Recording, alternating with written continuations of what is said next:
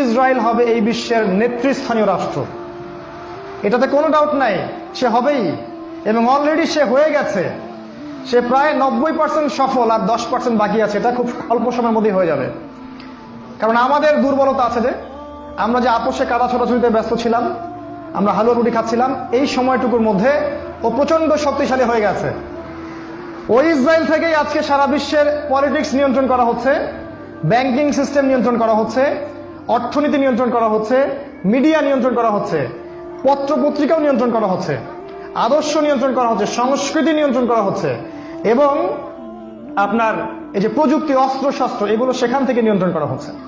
আর এটাই সেই রাষ্ট্র যেখান থেকে দাজ্জাল মানুষের রূপে বের হবে। এটাই সেই রাষ্ট্র। ওই জেরুজালেম থেকেই দাজ্জাল বের হবে। এই শক্তিশালী হয়ে গেল আমাদের চোখের সামনেই, কিন্তু আমরা কিছু করতে পারলাম না।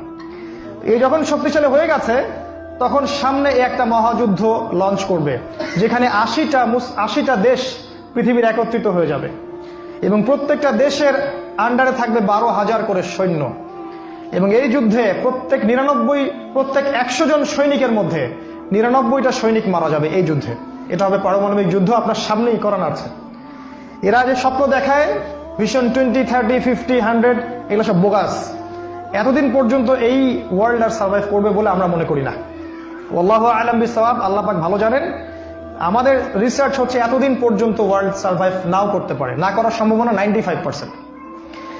এই মালহামা পরে ইমামুল মাহদী আসবেন শেষের দিকে, এবং তিনি মুসলিমদের হাল ধরবেন এবং প্রচুর সংখ্যক মুসলিম এই যুদ্ধে মারা যাবে। প্রচুর সংখ্যক, প্রচুর, তাদের সংখ্যা অগণিত।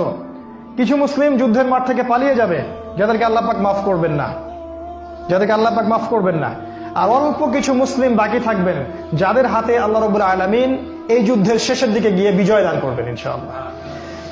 এবং আমাদের খোরাসান থেকেও একটা বাহিনী যাবে, যারা জেরুজালেম পর্যন্ত পৌঁছে যাবে, ইমামুল মাহদীর সাথে যোগ দিবে। পৃথিবীর কোনো শক্তি, নবীজি বলেছেন, পৃথিবীর কোনো শক্তি তাদের পথে বাধা হয়ে দাঁড়াতে পারবে না। তিনি বলেছেন, তোমরা যদি হামাগুড়ি দিয়ে হয় বা বরফের উপর স্ক্রল করেও হয়, তোমরা যদি ওদেরকে পেয়ে যাও তাহলে তাদের সাথে যুক্ত হইও। এটা নসিহত নবী সাল্লাল্লাহু আলাইহি ওয়াসাল্লামের। এটা আসবে সামনের এই সময়টা। এই মালহামার পরে যখন মুসলিমরা আবারও বিজয়ের আসনে আসবে, তখন মুসলিমরা জয় করবে কনস্ট্যান্টিনোপল বা তুরস্কের ইস্তাম্বুল। এটা এখন নেটোর হাতে চলে গেছে, এটা আবারও মুসলিমদের হাতে চলে আসবে। তারপর ঘোষণা করা হবে যে মাসিহুদ দাজ্জাল মানুষের রূপে বের হয়েছে। কোথায়? ওই জেরুজালেমে। তখন মুসলিমরা সেখানে ছুটবে। দাজ্জালের বাহিনীর সাথে মুসলিমদের ব্যাপক ফাইট হবে, কিন্তু মুসলিমরা তাদের সাথে পেরে উঠবে না। কেন পেরে উঠবে না? কারণ আল্লাহ পাক দাজ্জালকে এজন্য এভাবেই সৃষ্টি করেছেন। সে একটা পরীক্ষা, একটা ফিতনা। তার হাতে আল্লাহ পাক প্রচুর ক্ষমতা দিবেন। সে বৃষ্টি বর্ষণ করতে পারবে, সে প্রযুক্তি নিয়ন্ত্রণ করবে, সে আকাশ নিয়ন্ত্রণ করবে, সে প্রত্যেকটা শহরে প্রবেশ করবে, প্রতিটা শহরে। সে খুব দ্রুত ফ্লাই করতে পারবে। তার হাতে খাবারের মজুদ থাকবে, মানুষকে দুর্ভিক্ষের মধ্যে সে ফেলে দিবে। যারা তার আনুগত্য করবে সে তাদেরকে খাবার দিবে, মানে ইকোনমিক প্রোগ্রেস দিবে। যারা ওকে অনুসরণ করবে সে তাদেরকে সোনার রূপা দিয়ে দিবে। যারা ওকে অস্বীকার করবে সে তাদেরকে দুর্ভিক্ষ দিবে, মেরে ফেলবে। এক কথায় যারা দাজ্জালকে অনুসরণ করবে তাদের প্রত্যেককে দাজ্জাল প্রোগ্রেস দিবে, উন্নতি অগ্রগতি দিবে, তাদের জিডিপি বাড়তে থাকবে এক কথায়। আর যারাই মাসিহুদ দাজ্জালের বিরোধিতা করবে তাকে সে একদম ধ্বংস করে ফেলবে, একদম ধ্বংস। অর্থনৈতিক দিক থেকে, শারীরিক দিক থেকে রাষ্ট্রগুলো আক্রমণ করবে, সে পুরো ম্যাসাকার করে ফেলবে। তার হাতে আল্লাহ পাক এরকম ক্ষমতা দিবেন। এই জন্য মুসলিমরা তাদের সাথে পেরে উঠবে না। তাহলে কি হবে? আল্লাহ রাব্বুল আলামিন তখন মুসলিমদের দোয়া কবুল করবেন এবং ঈসা আলাইহিস সালামকে আকাশ থেকে পাঠাবেন এই পৃথিবীতে আবারও ইনশাআল্লাহ। এবং ঈসা আলাইহিস সালাম সিরিয়ার দামেস্কে সাদা মিনারের উপরে নামবেন এবং ইমামুল মাহদীও সেখানে থাকবেন। সেখানে ফজরের নামাজ পড়া হবে, ইমামুল মাহদী ইমামতি করবেন, আর এই ঈসা আলাইহিস সালাম পিছনে মুক্তাদি হয়ে থাকবেন। এটা আমাদের জন্য গর্বের বিষয়।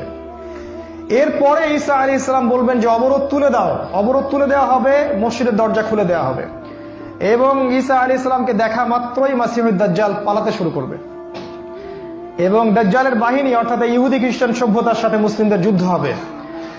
নবী সাল্লাল্লাহু আলাইহি ওয়াসাল্লাম বলেছেন, হাদিসে শোনেন, নবীজি বলেছেন লাতুকাতিলুন্নাল ইয়াহুদ, শেষ জামানায় তোমরা অবশ্যই ইহুদিদের সাথে যুদ্ধ করবে, অবশ্যই করবে। এমনকি কোনো ইহুদি যদি পাথরের পিছনে লুকায়, তখন সেই পাথর কথা বলবে, ইয়া মুসলিম ইন্না ওয়ারা আল ইয়াহুদ তাআলাউ ফাকতুলহু, হে মুসলিম আমার পিছনে একজন ইহুদি আছে, আসো তাকে হত্যা করে যাও। এটা পাথর পর্যন্ত কথা বলবে। ফিলিস্তিনের বাবে লুদ নামক জায়গায় দাজ্জালকে হত্যা করা হবে। ওই বাবে লুদটা ইন্টারনেটে গিয়ে দেখবেন, সেখানে ইসরায়েলের বিমানবন্দর তৈরি করা আছে এখন। এই বাবে লুদেই এখনই তৈরি করা আছে। আমি একটু আগে বললাম যে দাজ্জাল আকাশ নিয়ন্ত্রণ করবে, ওই বাবে লুদের এয়ারপোর্ট থেকেই সে আকাশ নিয়ন্ত্রণ করবে। আমার মত এটা আমার মত, আমার বুঝ এটা। ওই বাবে লুদে সবচেয়ে বড় একটা এয়ারক্রাফটের ঘাঁটি তারা মজুদ করেছে এই বাবে লুদের মধ্যে, প্যালেস্টাইনে। আর ওই জায়গায় ঈসা আলাইহিস সালাম এই মাসিহুদ দাজ্জালকে হত্যা করবে। এরপরে ঈসা আলাইহিস সালাম জেরুজালেম থেকে ইমামুল মাহদিকে সাথে নিয়ে পুরো বিশ্বে ইসলামী খেলাফা বাস্তবায়ন করবে, পুরো বিশ্বে। নবীজি বলেছেন, একটা পাকা বাড়ি একটা কাঁচা বাড়িও বাদ থাকবে না যেখানে ইসলামের কালিমা লা ইলাহা ইল্লাল্লাহ প্রবেশ করবে না। একটা কাঁচা বাড়ি একটা পাকা বাড়িও বাদ থাকবে না। এরপরে ঈসা আলাইহিস সালাম 40 বছর এই পৃথিবীতে ইসলামী খেলাফা বাস্তবায়ন করবেন। নবীজি বলেছেন, পৃথিবীতে কোনো জুলুম থাকবে না, কোনো রকমের অন্যায় পাপাচার থাকবে না। বাঘে এবং হরিণে এক ঘাটে পানি খাবে, কেউ কারো প্রতি কোনো অবিচার করবে না। এক একটা ফল হবে বিশাল বিশাল, আল্লাহ পাক বরকতের দরজা সব খুলে দিবেন। প্রচুর বৃষ্টিপাত হবে, মাটি উর্বর হবে, প্রচুর সুজলা সুফলা হয়ে যাবে এই পৃথিবীটা। আবারও আগের অবস্থায় চলে আসবে পৃথিবীটা ইনশাআল্লাহ। কোনো দূষণ থাকবে না, কিচ্ছু থাকবে না ইনশাআল্লাহ। এই 40 বছর তিনি রাজত্ব করবেন, তারপর তিনি মারা যাবেন এবং তাকে দাফন করা হবে রাসূল সাল্লাল্লাহু আলাইহি ওয়াসাল্লামের কবরের পাশে। আর ইমামুল মাহদী আরো আগেই মারা যাবেন, তিনি 7 বা 9 বছর রাজত্ব করবেন, এই মুসলিম উম্মাহকে নেতৃত্ব দিবেন। এই অবস্থাটা সামনে আসতে যাচ্ছে। এই কথাগুলো আপনাকে কোনো সেকুলার মিডিয়া বলবে না, কোনো কাফের মিডিয়া বলবে না, কোনো পত্র পত্রিকায় পাবেন না। ইভেন এখন ওয়াজ মাহফিলেও এগুলো বলা বন্ধ হয়ে গেছে।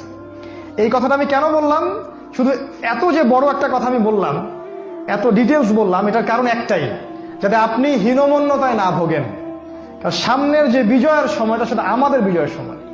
কোনো সন্দেহ নাই যে এই সময়টা অবশ্যই আসবে, কারণ প্রিয় নবী মুহাম্মদ সাল্লাল্লাহু আলাইহি ওয়াসাল্লাম তার পবিত্র জাবান এটা বলে গেছে। আমাদের নবী সাল্লাল্লাহু আলাইহি ওয়াসাল্লাম তার অলৌকিক পবিত্র জাবান এটা বলে গেছেন, কোন শক্তি নাই পৃথিবীর এই কথাকে উল্টে দিতে পারে ইনশাআল্লাহ তাআলা। অতএব এখন যে দেখছেন এই যে সেকুলারদের দাপট, এই যে কাফেরদের দাপট, নাস্তিকদের দাপট, মুরতাদদের দাপট, একদম সব ওদের হাতে। অর্থনীতি, রাজনীতি, এভরি সিঙ্গেল সেক্টর ওরা কন্ট্রোল করছে। এর কিচ্ছু অবশিষ্ট থাকবে না ইনশাআল্লাহ তাআলা। ওরা যতই চেষ্টা করে নিক না কেন, তারা ইসলামের এই অপ্রতিরোধ্য গতিটা ঠেকাতে পারবে না ইনশাআল্লাহু আযজা ওয়া জাল্লা।